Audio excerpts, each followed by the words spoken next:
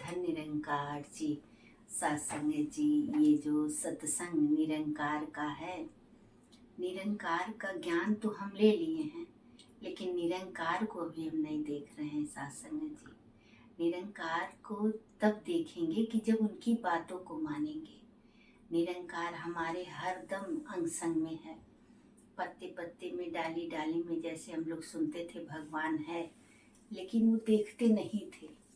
लेकिन आज सत्संग जी, जब सदगुरु बाबा हरदेव सिंह महाराज से दासी ने ज्ञान लिया, तब ये समझ में, ज्ञान लेने के सत्संग जी बात तो समझ नहीं आया, कुछ दिन बाद जाके समझ में आया ये निरंकार क्या है।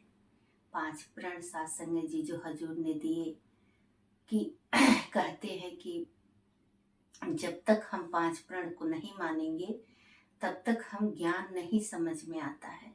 5 प्रण जो मूल सिद्धांत है निरंकारी मिशन का, उसी सत्संग की ये जो अध्यात्म विचारधारा है कि बाबा जी विचार करते थे, प्रवचन नहीं करते थे, और वो सुंदर सी बातों को कितने सहज में समझा देते थे।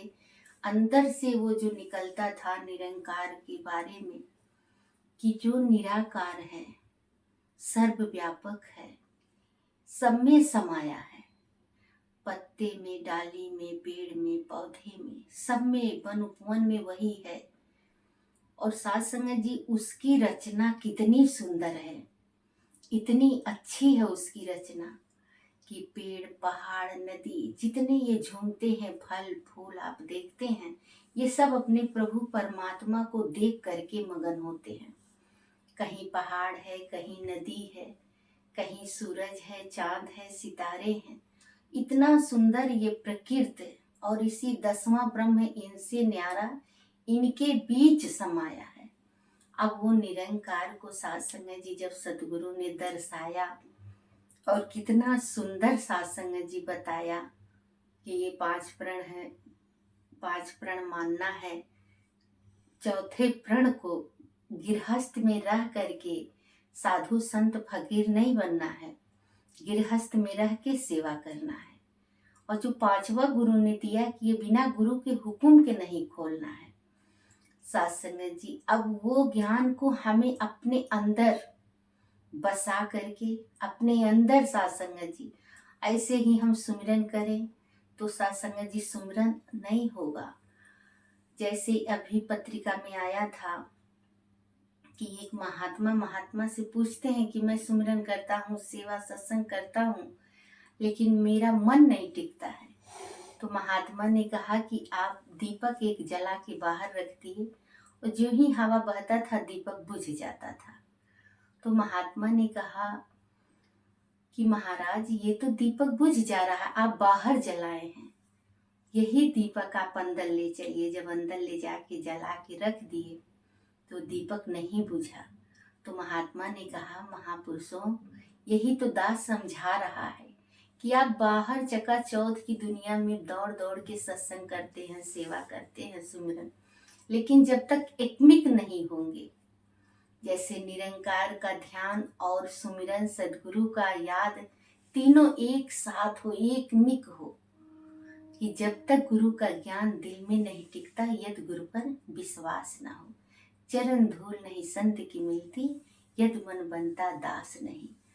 तो सत्संग जी, वो ज्ञान, और जब वो दीपक अंदर जलाना होगा, आपको सुमिरन एकमिक हो करके, निरंकार को याद करके सुमिरन करना होगा।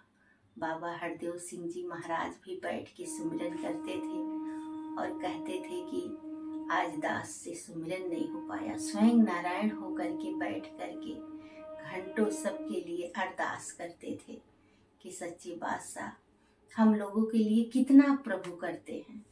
हम लोग तो अपने परिवार में ही परेशान हो जाते हैं, लेकिन नारायण जो होते हैं भगवान, वो तो पूरी सृष्टि के मालिक हैं। हमेशा हम लोग मांगते ही रहते हैं, 4 परिवार नहीं चला पाते हैं, वो पूरे विश्व को नारायण चलाते हैं। और कैसे चलाते हैं, कहीं कोई भी उनके विधान में कमी नहीं है। कमी है तो हमारे में है, हमारे सिद्धांत में कमी है, हमारे समर्पण में, विश्वास में कमी है, और जिस दिन हम पक्का विश्वास कर लेंगे उस दिन ये मालिक हमारा साथ देगा। और साथ साथ चाहे हम ज्ञान लिए हैं या नहीं लिए हैं, सबका पालनहार ये परमात्मा है। लेकिन कोई जान रहा है, कोई अनजान है। स्वयं बैठ पर्दे के पूछे, बुद्धि को हैरान करे। करने वाला तो यही है सब कुछ, और सबकी करता है, सबकी रखवाली करता है। लेकिन कोई इसको देख रहा है और कोई अनजान है। तो आओ साथ संगत जी, ये मिशन में आकर के ये ज्ञान ले करके ब्रह्म का कि हमें राम रतन धन मिला है, और ये ज्ञान अपने जीवन में हम सहज में इसे सेवा सुमिरन सत्संग करते हुए, एक एक का कदर करते हुए अपने जीवन को व्यतीत करें। प्यार से कहना, धन निरंकार।